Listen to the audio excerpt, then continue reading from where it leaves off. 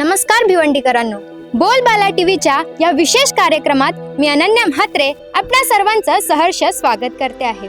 मंडळी, आशिया खंडातील 2 नंबरचं सर्वात मोठं लॉजिस्टिक आणि वेअरहाऊस हब म्हणजे आपली भिवंडी।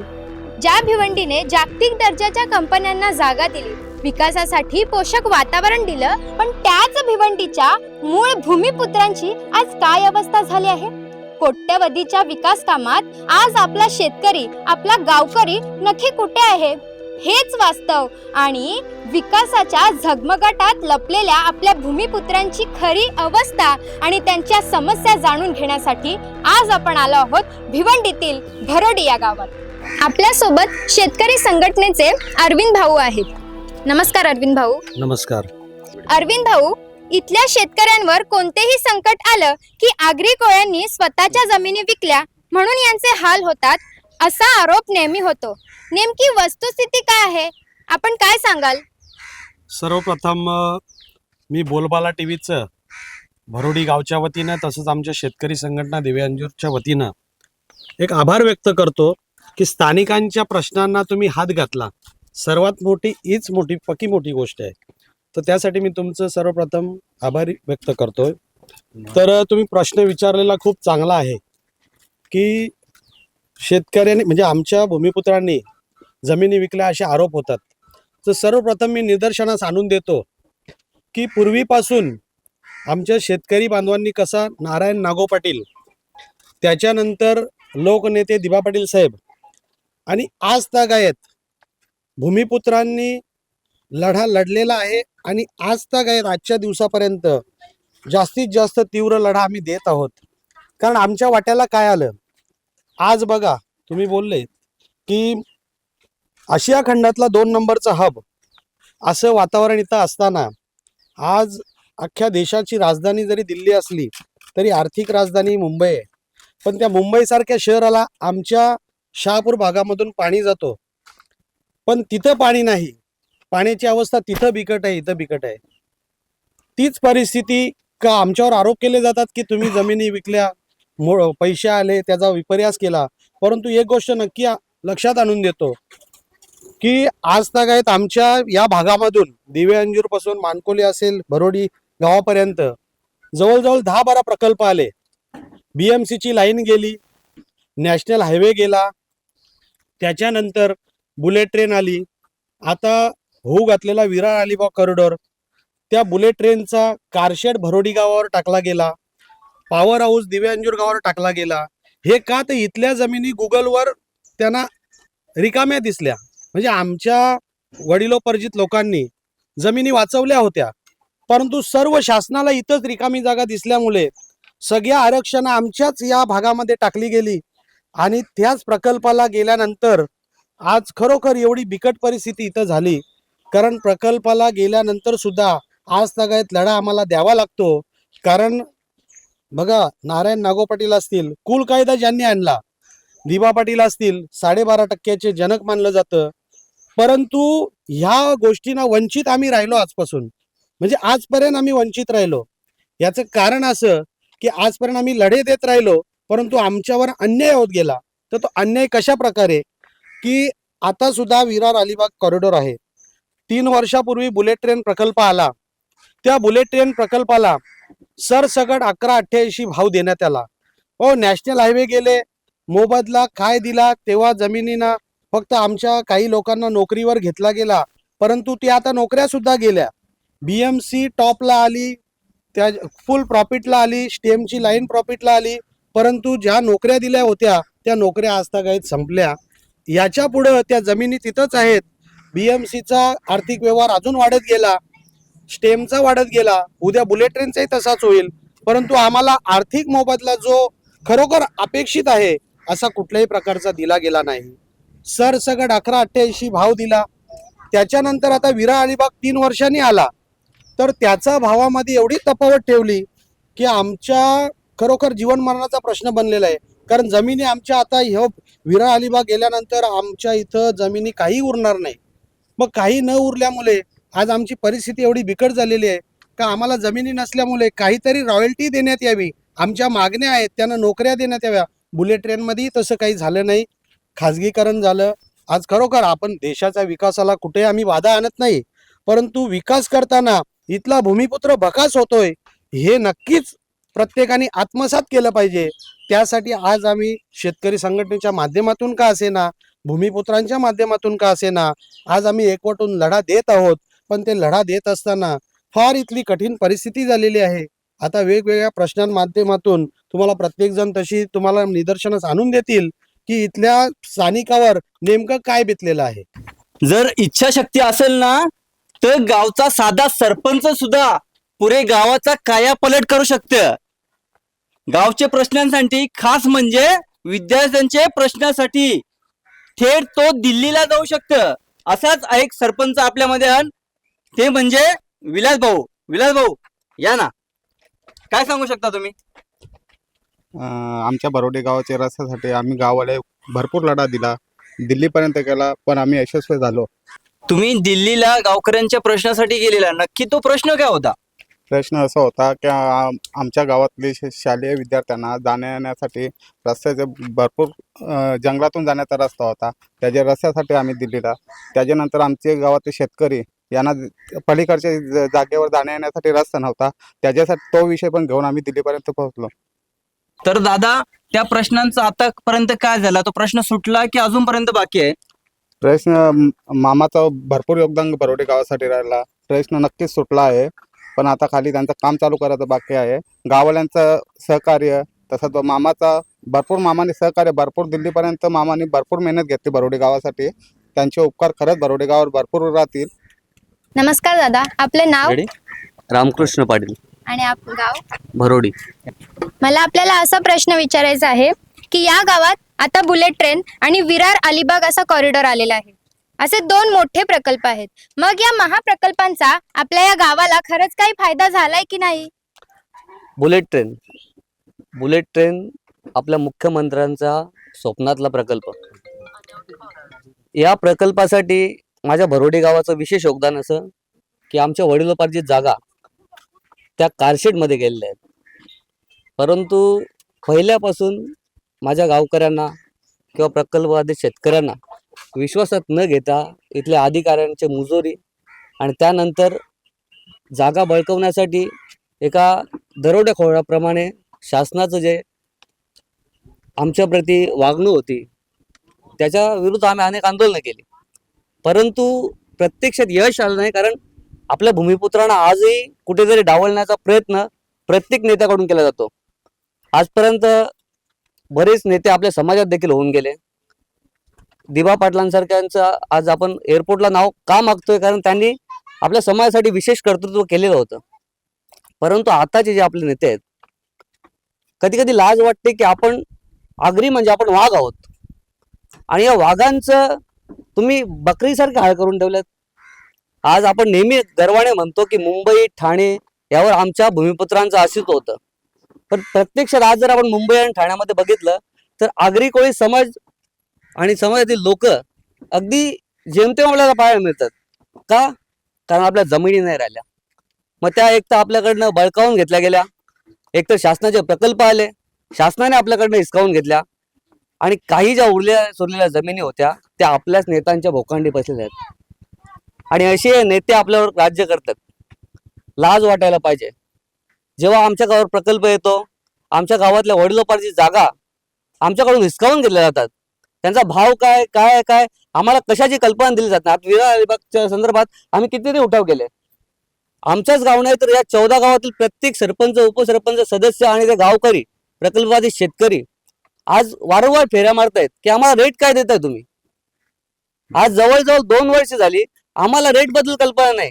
आम्ही भांडायचं कोणाशी? प्रांताधिकाऱ्यांकडे गेल्यानंतर ते सांगतात MSRDC कडे आहे. MSRDC सांगते आम्हाला माहित राज्य शासनाकडे आहे. राज्य शासन पत्र देत आहे, मुख्यमंत्र्यांचं पत्र आलं रेट संदर्भात, उपमुख्यमंत्र्यांचं पत्र आलं, महसूल मंत्र्यांचं पत्र आलं की रेट तुम्ही सरसकट फॅक्टर 2 लावून टाका सगळ्यांना. जो ग्रामीण भागातला रेट आहे 4 पट आणि 5 पट ज्यांची कन्सेट असेल तो मिळत का नाहीये? आमचा सरळ प्रश्न शासनाला आहे की तुम्ही आमची किती फसवणूक कराल? आमच्या आगरी कोळी समाज आणि आमच्या समाजाने वारंवार या महाराष्ट्रासाठी, देशासाठी योगदान दिलेलं आहे. अगदी महाराजांच्या काळापासून आपल्या समाजाचं योगदान आहे. मग आमच्या समाजाला का डावललं जातं? आज तुम्ही आमच्या जमिनी घेताय त्या काडीमधून कवडीच्या भावाने घेतायत का? आमच्या वाडावडिलांनी ती जमिनीवर शेती करून त्यांचं पालन पोषण केलं. आमची परवरिश त्यांनी त्या शेती करून केली. आज ती शेती तुम्ही कवडी मोलाच्या भावाने घेताय आणि आम्हाला कल्पनाही देत नाही. आता अरविंद भाऊ इथे समोर आहेत. आपण बऱ्याच वेळा उठाव केले, आपण कितीतरी वेळा अधिकाऱ्यांना भेटतो, पण अजून झिरो आउटपुट. जर 2 वर्ष झाली त्या प्रकल्पाच्या जवळजवळ रिक्वायरमेंट बाकीच्या तालुक्यामध्ये पूर्ण झाली आहे, भिवंडीचा रेट का डिक्लेअर होत नाही? आणि आपली लोकांची मानसिकता बदलणं आवश्यकता आहे. कारण बुलेट ट्रेनचा भाव आपल्याला मंजूर नव्हता. शेतकरी संघटनेने त्यासाठी सुद्धा प्रयत्न केले होते. तोही भाव कमी असताना 1188 पर्यंत कसा तरी आला. आज आपल्याला तुम्ही फॅक्टर 1 कुठल्या बेसवर लावताय? जर आमचा ग्रामीण भाग आहे, ग्रामीण भागाला तुम्ही फॅक्टर 2 बेसिकली लावतायत, मग तुम्ही आम्हाला सांगता तुमची MMRD आहे, हे आहे ते, मग तुमच्याकडे विशेष उत्तरच नाही. तुम्ही का वापरलाय तो? आणि तुम्ही आमच्यावर लादण्याचा प्रयत्न करताय. आणि अजून त्याच्यामध्ये तो काय सबसेक्शन 37, मग तुम्ही जबरदस्तीने जागा घ्याल. ठीक आहे, शासनाला द्यायला आपण तयार आहोत ना. प्रत्येक वेळेला तुम्ही जर आगरी समाजावर जबरदस्ती कराल तर ते सहन केले जाणार नाही. माझा भरोडी गाव प्रत्येक उठावामध्ये असतो.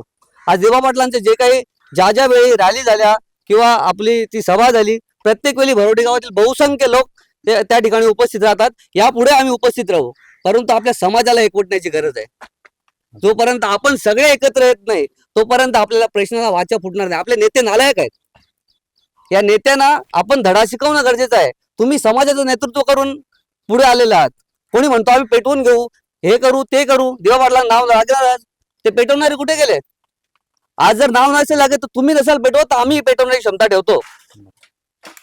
अशा नेत्यांना विनंती आहे, आता तरी तुमचं काम करा. समाजाप्रती आपली जी भावनिकता आहे किंवा आपली आत्मीयता आहे ती दाखवून द्या. आणि समाजाचे प्रश्न अगदी दिल्लीपर्यंत, जेव्हा आमचा दिल्लीपर्यंत विषय बाळामध्ये अगदी खूप जवळून सपोर्ट केला. इतर सगळ्या नेत्यांनी सुद्धा सपोर्ट केला. का केला? कारण आम्ही उठाव केला. आपण असं बोलून चर्चा करून विषय सुटणार नाहीत. आपल्याला सगळ्यांना एकत्र येण्याची गरज आहे. आणि जेव्हा आपण सगळे एकत्र येऊन मोठा लढा देऊ तेव्हाच आपले सगळे प्रश्न सुटतील. धन्यवाद. आता आपल्या सोबत महिला वर्ग सुद्धा आहे, त्यांना सुद्धा याबद्दल काय वाटतं ते आपण विचारून घेऊया. नमस्कार ताई. आपलं नाव, गाव? मनीषा राजू भोईर, माझं गाव भरोडी आहे. आपल्याला मी असा प्रश्न विचारू इच्छिते की आता तुम्हाला तर माहीतच आहे की तुमच्या गावामध्ये बुलेट ट्रेन आणि विरार अलिबाग कॉरिडॉर हे 2 मोठे प्रकल्प येत आहेत. पण त्याबाबत एक अशी धक्कादायक बातमी ऐकायला मिळते की त्या दोन्ही प्रकल्पांमध्ये एक मोठी तफावत आहे. तर त्याबद्दल तुम्ही काय म्हणाल? आमच्याकडे जे 2 प्रकल्प आलेले आहेत, एक विरार अलिबाग हायवे आणि बुलेट ट्रेनचं. तर जे बुलेट ट्रेनचं जे भाव आहे, म्हणजे आता दोन्ही भावांचं एकत्र जर जमीन असेल तर एकाला जास्त भाव 1180 आणि जर हायवेला गेले तर ती कमी का? तर आम्हाला दोन्ही म्हणजे सेम मिळावं ही आमची अपेक्षा आहे. ताई, आपल्याला काय वाटतं? आपण काय सांगू शकाल? आम्हाला तेच वाटते का प्रत्येकाला भाव असा एक 1180 भेटलाय, तर अलिबाग हवेला जे गेले त्यांना पण त्याच्या शेतकऱ्यामध्ये तोच भाव भेटावा, म्हणजे सेम झालं पाहिजे. प्रत्येकाला अपेक्षा असते भावाची. ताई, आपलं नाव सांगू शकाल? माझं नाव प्रतीक्षा अजित कवले, भगोडी या गावची रहिवासी आहे मी.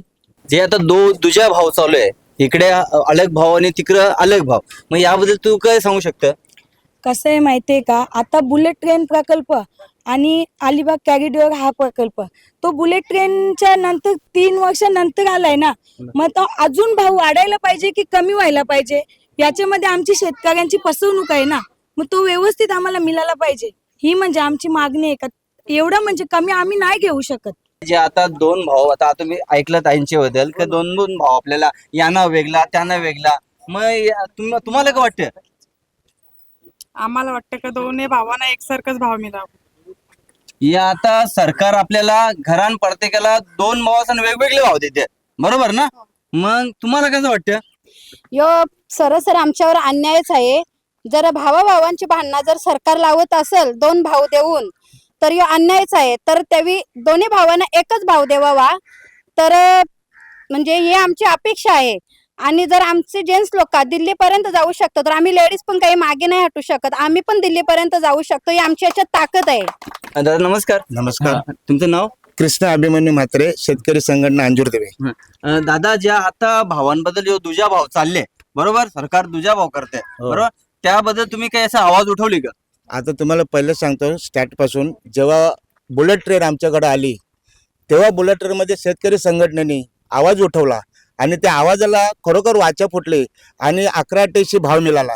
कारण काही लोक सांगत होतं 4 लाख देऊन 5 लाख देऊन, पण जेव्हा शेतकरी संघटना रस्त्यावरती उतरली तेव्हा खरोखर शेतकरी संघटनेचे याच्यावरती 1888 भाव मिळाला ना. आता पण तुम्हाला सांगतो, आता विरार अलिबाग कॉरिडॉर चाललंय, याच्यासाठी आम्ही प्रांतपासून कलेक्टर पासून आम्ही मंत्र्यापर्यंत पण आम्ही गेलोय. आणि आता पण तुम्हाला सांगतो की जर आम्हाला भाव या डबल नाही मिळाला तर आम्ही रस्त्यावरती उतरू आणि जो येणारा bullet train Virar Alibag corridor आहे खरोखर आम्ही होऊ देणार नाही. जोपर्यंत आमच्या मर्जीचा भाव आम्हाला भेटत नाही तर तोपर्यंत आम्ही विरार अलिबाग कॉरिडॉर होऊ देणार नाही. नमस्कार काका, आपलं नाव आणि गाव? मनोज मदन भोईर, भरोडी गाव. मी भरोडीचा शेतकरी, मी मूळ शेतकरी, म्हणजे भरोडीचा मोठा शेतकरी आहे. मी आपल्याला असा प्रश्न विचारू इच्छिते की आता एक अत्यंत गंभीर असा आरोप शेतकऱ्यांकडून होतो की हा जो बुलेट ट्रेन प्रकल्प चालू आहे त्यात जो सरकारने दिलेला जो मोबदला आहे त्यातून मोठी टक्केवारी ही गायब होते, म्हणजे कापून घेतली जाते. तर मग नक्की विषय काय तुम्ही सांगू शकाल? नक्की विषय म्हणजे असं झालं आहे, आमच्या भरोडी गावात पोहोचले तर सर्व सावकारी जमिनी असल्या कारणाने सरकारी अधिकाऱ्यांनी आमच्या गावातले सगळे सावकार जागे केले आणि त्यांच्या मार्फत हरकती टाकण्यात आल्या आणि त्याच्यातच त्या लोकांनी संधी साधली की टक्केवारी मग कशी भेटेल आपल्याला. पण आमच्या गावातून मला वाटतं आमच्या आता गावात एवढी जमीन गेली, 200-250 एकर जागा जवळजवळ आमच्या भरोडीची जागा गेली. पण आमच्या गावातल्या शेतकऱ्यांना आज पण तुम्ही बघाल तर आमच्या काहीच फायदा झाला नाही त्या जमिनीच्या पैशाचा. आम्हाला मिळाला स्वतःला 2 लाख रुपये आणि मध्ये गेले आमच्या 5 लाख रुपये, अशी परिस्थिती आमची झाली. कारण आम्ही आज आमच्या गावात घरात 5 हिस्से होतात आणि याने आमचा एक हिस्सा अख्खा खाल्ला. म्हणजे आमच्या ताब्यात किती पैसे आले, जवळजवळ लाख रुपये आमच्या हातात आले आणि वरचे 10 लाख रुपये या लोकांनी खाल्ले. म्हणजे आम्हाला आमची साधी घरं झाली नाही. आज आमची परिस्थिती अशी आहे की आमची स्वतःची घरं नाही झाली. तुम्ही अक्षरशः दाखवीन मी आमच्या गावातली घरं, का एक माला 2 माला टाकले तर एक माला तसाच पडून राहिलाय. आता समोर बघता आम्ही आमची घरं, कारण आमच्या जमिनी सर्व पायाखालच्या गेल्या. अजून एक पर्यंत माणसाचं साधं घर नाही झाला. आज का तुम्ही बघाल तर आमच्या गावाची अशी परिस्थिती. आज पण मी तुम्हाला सांगतो का एका सावकाराने खोटा सावकार उभा करून 5 सातबारे घडवायला टाकल्यात. 5 सातबारे घडवायला टाकल्यात. त्याच्यात मी टोटल प्रोसिजर केले का त्याच्यात आकारबंदला जागा जास्त असल्या कारणाने, म्हणजे आत्ताची सातबारे दिसतात ते आपल्याला 5 गुंठे, पण त्या ऑलरेडी सातबाऱ्याला आहे जागा 10 गुंठे. 10 गुंठ्याचे 5 गुंठे जागा गायब झाले. आज आमच्या 5 गुंठे जागा गेली कुठे? कारण या लोकांनी त्या सावकारामार्फत कुठेतरी माणसाला उभा करायचा दुसरा खोटा कुठून हैदराबाद वरनं कोणीतरी एक पंकजलाल जैन म्हणून माणूस आलेला आहे हैदराबादचा तो, आणि त्याला उभा करून ती जमीन आमची खाली जाते. आज एक महावीर शांतीलाल जैन म्हणून एक माणूस उभा केलाय. 5 सर्वे नंबर घडवायला सातबारे माझ्या आता माझ्या मोबाईल मध्ये आहे सर्व. त्याही आम्हाला सांगितलं का तुम्हाला सातबारे घडवायचे, आम्हाला अर्ज दिलाय तलाठी ऑफिसला. तलाट्याला धारीवर धरला मी, नाही भाऊ बोलतो तसं काय होणार नाही, तसं काय होणार नाही. आज उद्या तू जाशील, उद्या दुसरा तलाठी येईल, तो घडविल ना सातबारे ते. मग म्हणून मी माझ्याजवळ पुरावे आहेत, सगळं पुराणीशी बोलतो का या सातबारे आमचे कधीतरी कुठेतरी घडतील. म्हणून त्याच्यावर काहीतरी बंधन आलं पाहिजे. याच्यासाठी माझ्या गावाला एकत्र येणं गरजेचं आहे. आणि त्याच्यात माझी तर एक गुंठा जमीन पडणार, मी त्यांना तरी सुद्धा मी धारीवर धरलाय. पण माझ्या गावाला कधीतरी जाग यायला पाहिजे असं माझं मत आहे. या प्रकल्पामध्ये दुजा भाव चालू आहे, बरोबर, आपण यांच्याकडून जाणून घेतलं सगळ्यांवर. पण ज्याच्यावर खराच बितले त्यांच्याकडून आपण जाणून घेऊ का. तुम्हाला काय वाटतं दादा, काय नाव तुमचं? सुभाष एकनाथ पाटील. हा, मग काय वाटतं तुम्हाला? या आम्ही दोघे भाऊ आहेत, म्हणजे काकांची मुले 4 आहेत, आम्ही दुसऱ्या काकाची मुले 3 आहेत. त्यांची वाटणी झालेली आहे. एका 50 फुटावर 2 नंबर भाव लागले आणि त्याच 50 फुटावर 1 नंबर 1चा भाव लागले. तर ज्याचा 2 नंबर भाव लागले त्याचे 4च गुंठे जागे चालले, त्यांना 4 पटीने पैसे मिळणार आहे. त्यांना ज्याची 1 नंबरला चालले त्याला 12 गुंठे चालले, त्याला एक अर्धा भाव मिळणार आहे. त्याची मुलं, काकाची मुलं, त्यांना मजा आली समजा की एवढा भाव, म्हणजे भांडण्याचा कार्यक्रम आहे 50 फुटाच्या आतमध्ये तरी सुद्धा. मग तुमचं असं बोलायचा अर्थ की सरकार तुमच्यामध्ये घरांच्या घरात मांडणार होते? मोठी भांडणं होतील घरातल्या घरात, कारण ते बोलतील तुम्ही त्या बाजूचा उतारा का घेतला ना, और या बाजूचा का नाही घेतला. 50 फुटावरचं अंतर आहे.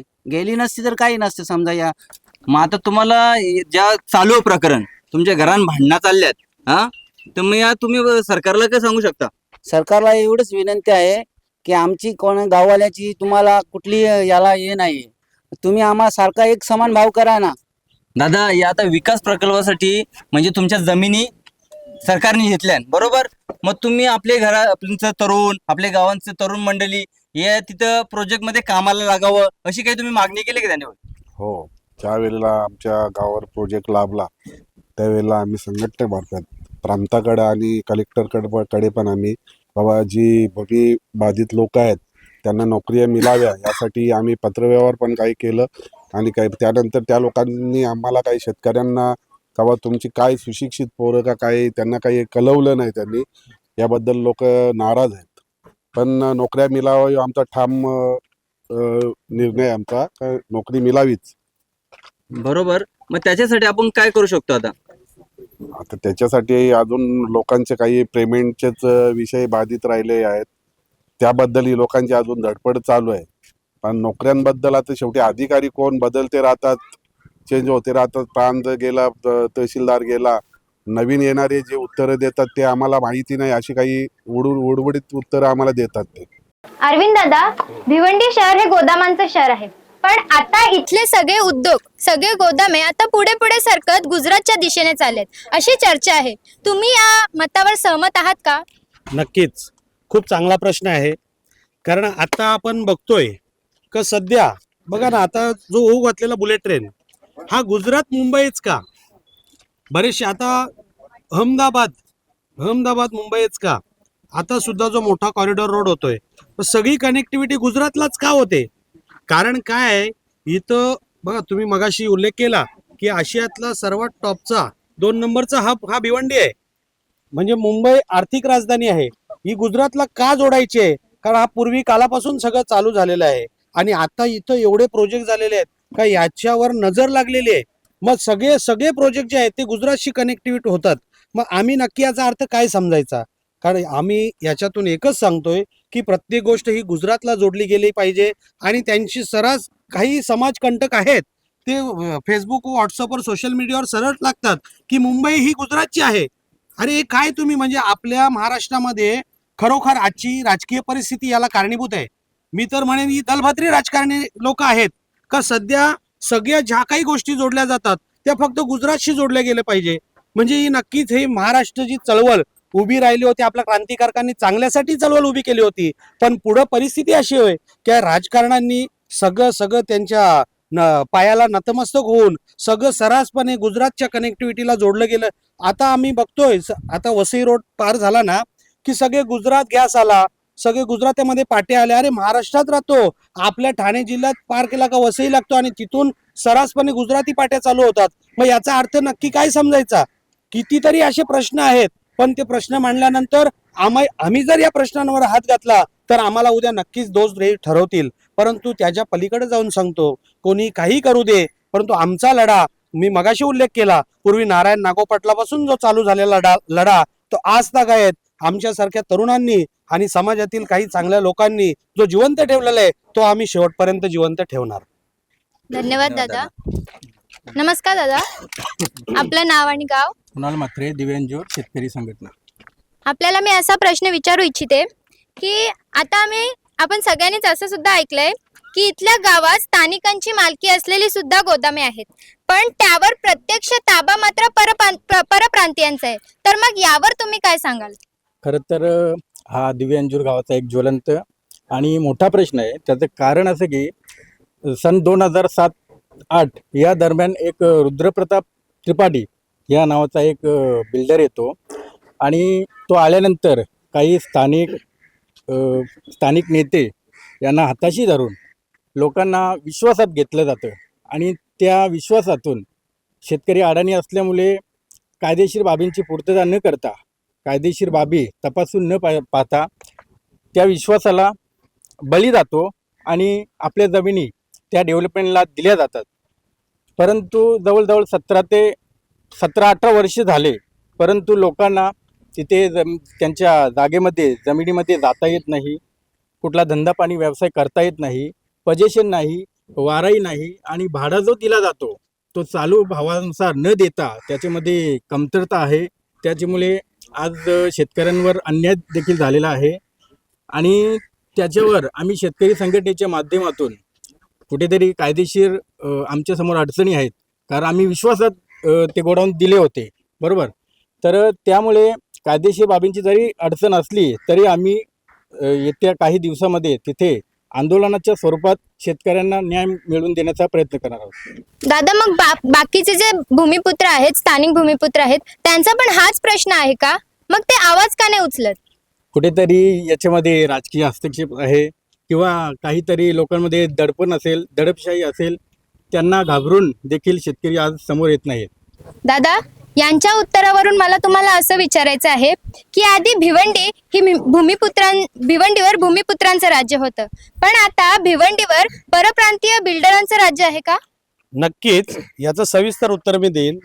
का आज जो विकासक आल्यानंतर लोकांनी डेव्हलपमेंटसाठी आणि स्वतःच्या काहीतरी परिवाराच्या उदरनिर्वाहासाठी जमिनी नक्कीच डेव्हलपमेंटला दिली गेली, परंतु आज आमची काही अज्ञानी लोक असल्यामुळे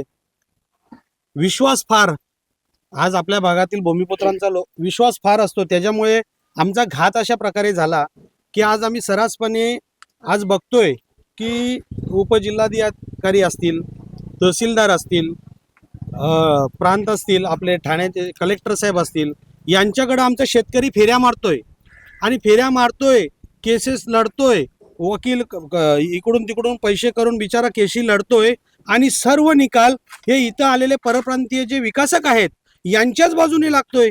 आज जवळजवळ आम्ही काढायला घेतलेले आहे शेतकरी संघटनेच्या माध्यमातून कितीतरी केसेस आम्ही बघतोय की सगळे केसेस परप्रांतीय विकासकाच्याच बाजूने लागतोय. माझं आत्ताच थोड्या दिवसापूर्वी एका मोठ्या अधिकाऱ्याशी बोलणं झालं. त्या अधिकाऱ्यांना मी विचारलं की हे काय चाललंय, तुम्हाला मेरिट दिसते आणि तुम्ही सर्रासपणे निकाल दुसऱ्या बाजूने लावते, हे कशामुळे? तर त्या अधिकाऱ्याचं असं उत्तर आलं, मॅडम, कदाचित याच्याने फार खलबल माजेल का तो अधिकारी बोलतोय की अरे सुप्रीम कोर्ट सुद्धा सध्या मेरिटवर देत नाही. म्हणजे आताचं जे राजकारण चाललंय याला निगडीत असा प्रश्न, आणि खरोखर हे मी पुराव्यानिशी बोलतोय, मी काहीतरी बोलत नाही. त्या अधिकाऱ्यांना खरोखर, आणि त्या अधिकाऱ्यांना जाब 100% आम्ही कागदोपत्री विचारणारच.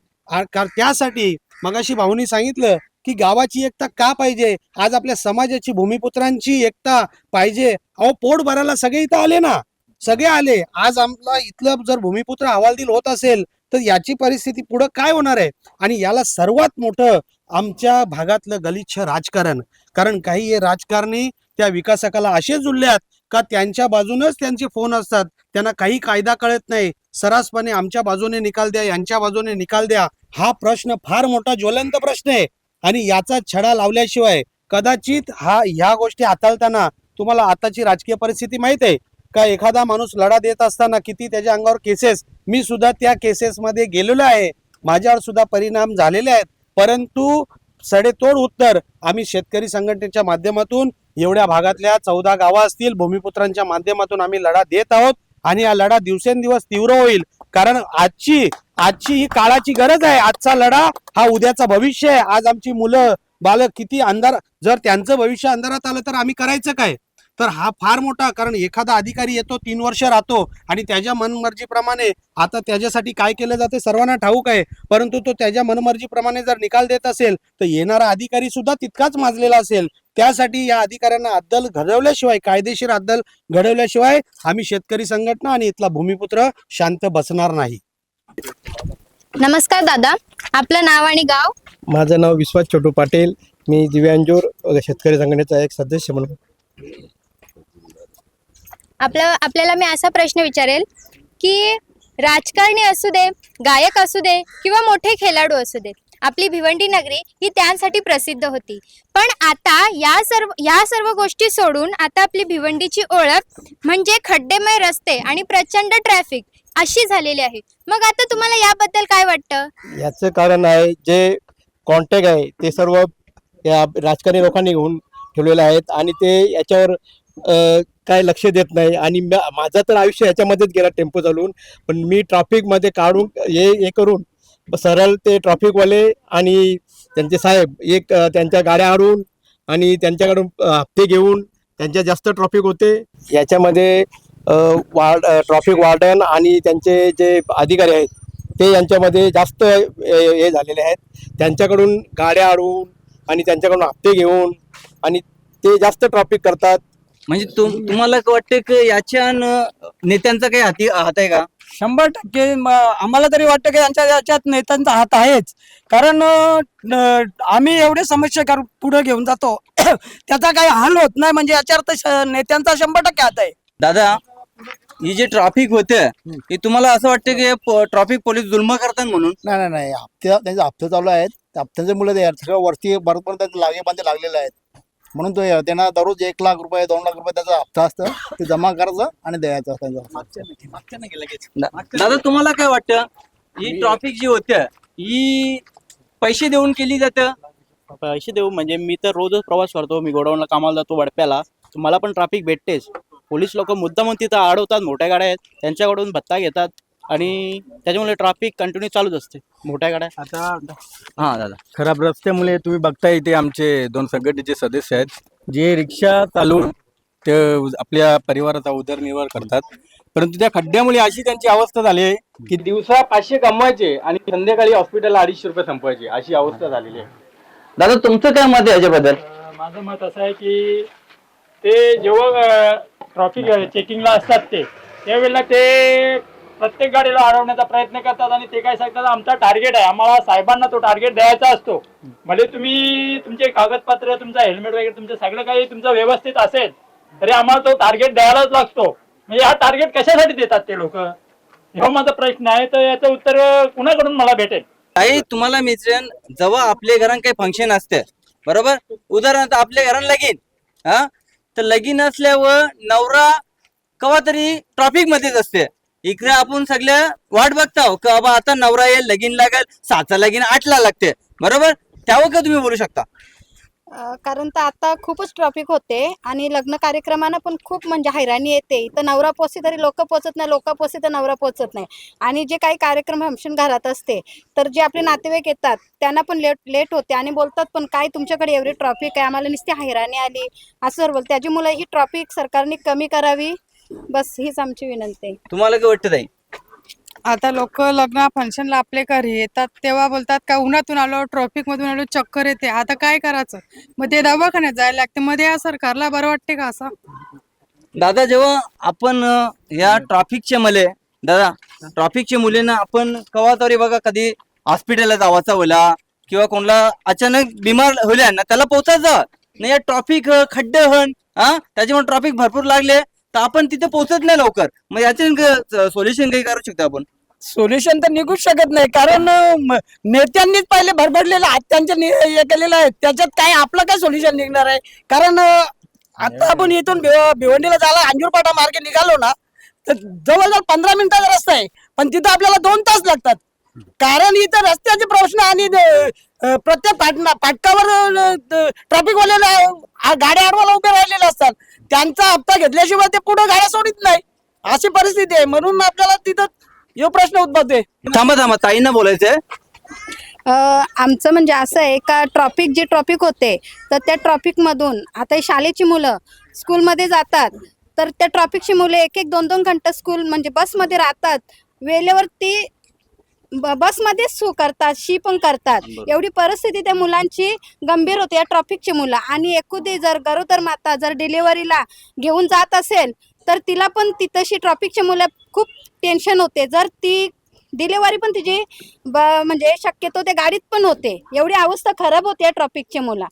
मग तुम्ही या ट्रॅफिकच्या बद्दल सरकारला काय विनंती करू शकता?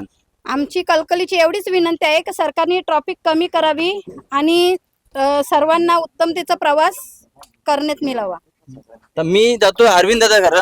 अरविंद दादा, आता हे जो ट्रॅफिक होतं बरोबर, या मागचा कारण ट्रॅफिक पोलीस का इथलं नेतं आणि त्याचा सोल्युशन काही निघू शकतो का याच्यावर? खूप चांगला आणि खूप मोठा ज्वलंत प्रश्न आहे का ट्रॅफिक ही समस्या भिवंडीला लागलेली आहे.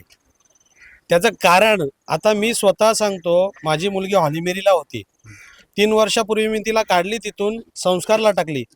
कारण त्याचं मूळ कारण काय तर ट्रॅफिक. पण तो 3 वर्षात सुद्धा प्रश्न संपला नाही. जेव्हा 2 वर्षापूर्वी लोकसभा इलेक्शन झाल्यानंतर खासदार बाळामामा झाले, त्यांना विनंती केली, कारण ते लोकप्रतिनिधी आहेत, आणि आमची मागणी होती का ह्या रस्त्याचं नक्की काय. तेव्हा पूर्ण माहिती मिळाल्यानंतर आम्ही माहिती अधिकार टाकले. त्यानंतर त्यांनी स्वतः पुढाकार घेऊन जेव्हा रस्त्याची दुरावस्था बघितल्यानंतर मिहान नावाचा जो रोड ट्रान्सपोर्टर बिल्डर आहे, तो जयस्वाल म्हणून, तेव्हा लक्षात आलं, त्या रस्त्याचं ऑडिट लावलं खासदार बाळामामांच्या माध्यमातून. त्या ऑडिटमध्ये जवळजवळ 80% रिपोर्ट खराब आला. आज मी स्वतः दिवे अंजूर गावात राहतो. आमच्या दिव्यापासून ठाण्याला जायला फक्त मोजून 7 ते 8 मिनिटाचा रस्ता आहे. परंतु आताची परिस्थिती, आता मध्ये तर जवळजवळ 1-1.5 तास लागायचा. कितीतरी मी स्वतः डोळ्याने बघितलेले आहेत. किती हार्टचे पेशंट आमच्या या भरोडी गावामध्ये जरी समजा एखाद्याला अटॅक आला, तरी तो आमच्या गावातून पुढं निघताना जवळजवळ अशी कितीतरी लोक दगावली गेली आहेत. मी स्वतः बघितलेलं आहे रस्त्यावर. मग जीवितहानी होते. याचं कारण काय? तर हे सगळे राजकारणी, बरबटलेले राजकारणी हेच कॉन्ट्रॅक्ट घेतात आणि हेच लुटार. आता त्यांना जो डेट दिलेली होती ती सुद्धा संपलेली आहे.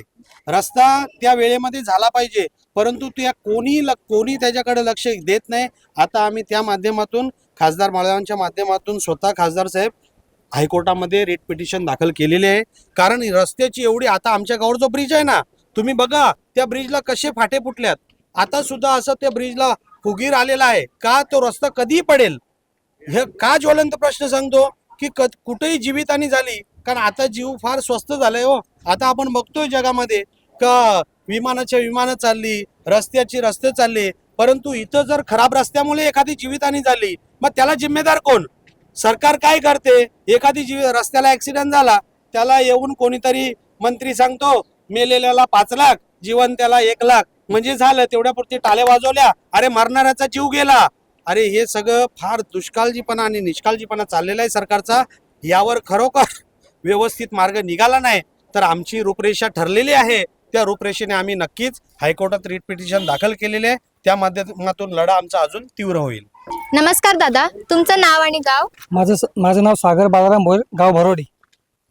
तर लोकनेते दिबा पाटील नामकरण आंदोलनाचे केंद्रबिंदू नेहमीच भिवंडी शहर राहिले आहे. यात भिवंडी कल्याण पट्ट्यातल्या भूमिपुत्रांचा मोठा सहभाग असतो.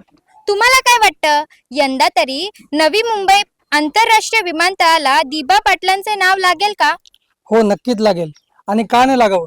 माझ्या भूमीमध्ये हा एअरपोर्ट होत आहे आणि माझ्या भूमीमध्येच आमचा दिबा पाटील जे आहेत ते आमचे श्रद्धास्थान आहेत एक प्रकारे. आज दिबा पाटलांमुळे आमचा समाज टिकला.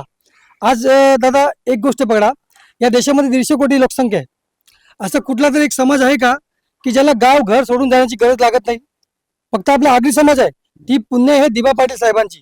कारण बघा, जेव्हा कुल कायदा लागू झाला, एखादा कायदा देशामध्ये लागू होतो तो एखाद्या समाजासाठी नाही लागू होत, पूर्ण देशासाठी लागू होतो.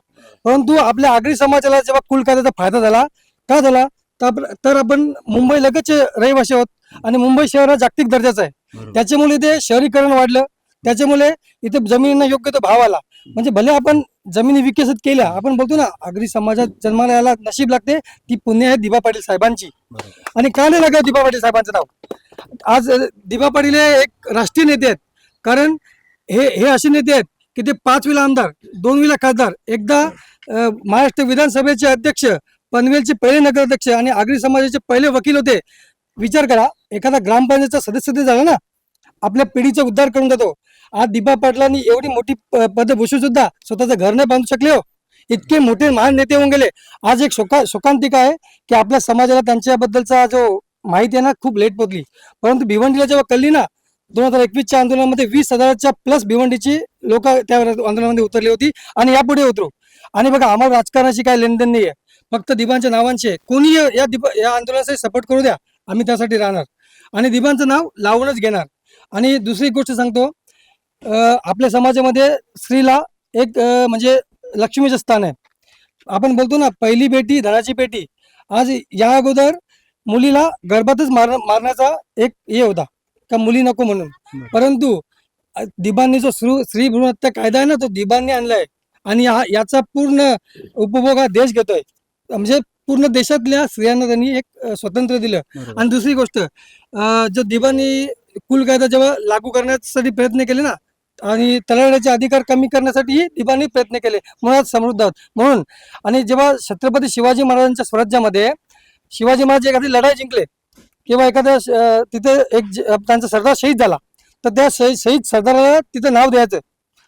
म्हणून मी सांगतो, या समाजाचे एक महानायक होऊन गेले. या समाजाच्या या भूमीमध्ये जो एअरपोर्ट होते, म्हणून त्या एअरपोर्टला दिबा साहेबांचंच नाव लागावं ही आमची इच्छा आहे आणि ते घेऊनच राहणार. नमस्कार ताई, आपलं नाव? माझं नाव डॉक्टर शोभा पाटील. विमानतळाला जो दिबा पाटलांचं नाव द्यायचं आहे, त्यामध्ये महिलांचा काय सहभाग असेल? महिलांचा सहभाग असणारच, का नाही? आणि ही ज्या मोठी दुर्दैवाची गोष्ट का आम्हाला दिबा पाटलांच्या नावासाठी आंदोलन करायला लागतं. का करायला लागतं? तो तर आमचा हक्क आणि आम्ही तो घेऊनच राहणार. महिलांना स्त्री भ्रूण हत्या हा विरोधी कायदा कोणी आणला? तर आमच्या दिबा पाटलांनी. ना त्याचा फायदा फक्त आगरी समाजाला नाही होला, त्याचा फायदा अख्खे देशाला होला. महिलांसाठी महिलांकडनं विला मोर्चा, कोयता मोर्चा एक मोर्चा काढलेला होता दिबा पाटलांनी, आणि तो महिलांनी सक्षम करून दाखवलेला. आणि जर याचे पुढे जर काही आम्हाला आमच्या नेत्यांचं नाव नाही लावून दिला, तर आम्ही सगळं सक्षम आहोत. परत इला ना कोता आम्ही बाहेर काढू ना, आम्ही तो मोर्चा करू ना. आमचे लोकनेते दिबा पाटील यांचं नाव लावूनच जाऊ. का नाही लावून जाऊ? आमच्या नेत्यांनी फक्त आमच्या आगरी समाजासाठी काम नाही केला. तुम्हाला माहिती असेल, बेळगाव महाराष्ट्र सीमा प्रश्न आंदोलनाचा नेता दिबा पाटलांनाच ठरवलेला होता. ते तिथे गेलेले होते, त्यांनी आंदोलन केलं, पण तिशा ते परत येत होतं निपाणीच्या इथे लोक सत्याग्रह करायला बसलेली ह्याच्यासाठीच. ते सत्याग्रहान उतरलं ना, तिशा त्यांना पकडलं ना, जेलमध्ये टाकलं ना. 11 महिने दिबा पाटलांनी जेलमध्ये करलं. कोणासाठी? ते फक्त आगरी लोकांसाठी नाही, ते सगळे अख्ख्या महाराष्ट्रासाठी ना. असे आमचे नेते, त्यांनी संघर्ष केला. आता मला सांगा, कोण असा नेता का ज्यांनी आपली स्वतःची तिजोरी नाही भरली, पण आमच्या नेत्याची त्यागाची गोष्ट तुम्हाला माहिती आहे का? त्यांचा एक पण माणूस कोणी राजकारणात नाही, त्यांच्या घरांचा नाही, त्यांचा कोणी नातेवाईक नाही ना. असं कोणी नेता असेल का ज्याचा घर त्यांचे जे त्यांच्या बरोबर काम करणाऱ्या कार्यकर्त्यांनी बांधून दिला? इथं तर आता नगरसेवक होलं तरी कोट्यावधी रुपये कमवतात ना. आमचे दिबा पाटलांचं घर त्यांच्या कार्यकर्त्यांनी काढून दिला, बनवून दिला. असं आमचे जे त्यागाची मूर्ती असलेले संघर्ष, अख्ख्या आयुष्यभर ज्यांनी संघर्ष केला, अशा नेत्याचं नाव देणार? मग तुम्ही नाव तरी कोणचं देणार? पण आम्हाला आमचे दिबा पाटलांचाच नाव पाहिजे. तुम्ही नाही दिला तर आम्ही घेऊनच टाकणार. आणि त्याच्यासाठी माझी अख्खे आगरी समाजाला विनंती का तुम्ही सगळ्यावी एकवटा. पण आंदोलनाला महिलांनी उतरायलाच पाहिजे आणि आम्ही उतरणारच आहोत ना. वेळ पडली तर आम्ही इलाना कोता काढणार आहोत ना. आम्ही आंदोलन सक्सेस करून दाखवणार ना. आमचे दिबा पाटलांचं नाव आम्ही लावूनच ठेवणार. आपल्या आगरी समाजान कौरव असं गायक, सिंगर, कौरव वकील, कौरव डॉक्टर होलं. असंच आपल्या समाजाचा प्रसिद्ध गायक म्हणजे शिवाजीदादा पाटील. शिवाजीदादा, तुम्ही आपल्या दिबा साहेबांबद्दल गाण्यातून काय प्रतिक्रिया व्यक्त कराल?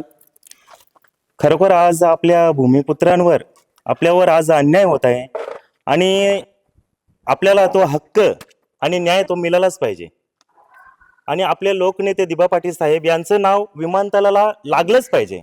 म्हणून माझ्या काही भावना मी माझ्या गाण्यातून व्यक्त करतो. भूमिपुत्र बघा पेटून उठलाय, हक्काचा आवाज करीत सुटलाय. भूमिपुत्र बघा पेटून उठलाय, हक्काचा आवाज करीत सुटलाय. सहन करणार नाही छळ, सहन करणार नाही छळ. दिबा साहेबांच्याच नावाचा पाहिजे विमानतळ. दिबा साहेबांच्याच नावाचा पाहिजे विमानतळ. दादा, आता शेवटचा प्रश्न मी आपल्याला विचारते की येत्या 24 जूनला दिबा पाटील साहेबांचे स्मृतिदिन आहे, तर मग त्यानिमित्ताने येथील भूमिपुत्रांनी काय नियोजन केले आहे? नियोजन दरवर्षीप्रमाणे जी आमची मागणी होती आणि कायम आहे आणि कायम राहील का विमानतळ आज सुरूसुद्धा झालं, आंतरराष्ट्रीय विमानतळ आहे, विमानतळ सुरू झालं तरीसुद्धा आज तागायत नाव लागत नाही, आश्वासनांचा भडीमार मिळतो, परंतु आम्ही सुद्धा आमची जिद्द सोडलेली नाही. 24 जून 24 जून आला की नक्कीच दिबा साहेबांच्या स्मृतिदिनानिमित्त आमचा कार्यक्रम ठरलेला असतो. यंदाही त्याचप्रमाणे लोकप्रिय खासदार बाळामामा म्हात्रे यांनी एक रॅली काढलेली आहे. त्या रॅलीमध्ये आम्ही पूर्ण भूमिपुत्र म्हणून सहभागी होणार आहोत. तर येत्या 24 जून रोजी सकाळी 11 वाजता मानकोली ते दिबासाहेबांची कर्मभूमी जासई इथपर्यंत एक कार रॅली काढलेली आहे. रॅलीचं नियोजन खासदार बाळामामा लोकप्रतिनिधी म्हणून त्यांनी केलेलं आहे. आपल्या समाजाप्रती प्रेम आहे त्यांना, म्हणून त्यासाठी ते आता नक्कीच पुढाकार घेतात. तर त्यांच्याच पुढाकाराला पूर्ण भूमिपुत्रांनी उतरून जातीने ताकदीने जास्तीत जास्त भूमिपुत्रांना माझी विनंती असेल का ह्यावेळी आपला शेवट कसा असेल, शेवट गोड व्हावा म्हणून जास्तीत जास्त संख्येने आपण त्या रॅलीमध्ये सहभागी व्हाल ही विनंती करतो. आणि येत्या बुधवारी 24 जून रोजी 11 वाजता निघायचं आहे आपल्याला. तर प्रत्येकाने आपापल्या परीनं कार घेऊन मानकोलीला जमायचं आहे आणि तिथून जासई गावापर्यंत आपल्याला कार रॅलीने एकत्र जायचंय. त्यासाठी नियोजन असं ठरलेलं आहे. तर प्रत्येक भूमिपुत्राला माझी कळकळीची विनंती असेल का एक दिवस आपल्या समाजाच्या नेत्यासाठी, कारण त्यांनी आपल्याला फार दिलं, सगळ्यांच्या तोंडून आपण ऐकलं की त्यांचे उपकार आपण विसरू शकत नाही, म्हणून येत्या 24 जूनला प्रत्येक जण जातीनं सामील झालाच पाहिजे आणि प्रत्येक जण रस्त्यावर उतरून आपण जासई गावापर्यंत पोहोचलोच पाहिजे. दिबा पाटील साहेबांचा विजय असो! दिबा पाटील साहेबांचा विजय असो! भूमिपुत्रांचा विजय असो! जय दिबा, जय दिबा! जय दिबा, जय दिबा! भूमिपुत्र एकजुटीचा विजय असो! भूमिपुत्र एकजुटीचा विजय असो! एकाच दोन 24 जून, एकाच दोन 24 जून, दिबा पाटील साहेबांचा दिबा पाटील साहेबांचा. अशा प्रकारे सुमित म्हात्रे ग्रुप प्रस्तुत लोकनेते दिबा पाटील साहेब नामकरण जागर दौऱ्यानिमित्त आपण भिवंडीकरांच्या समस्यांना आणि त्यांच्या प्रश्नांना एक बोलबाला केलाय. तुम्हाला ही सर्व प्रश्न आणि हे वास्तव कसे वाटले हे आम्हाला नक्कीच कमेंटमध्ये सांगायला विसरू नका. अशाच भूमिपुत्र जनांचा आणि मराठी मनांचा बोलबाला बघण्यासाठी आम्हाला सर्व माध्यमांवर फॉलो करायला विसरू नका. धन्यवाद.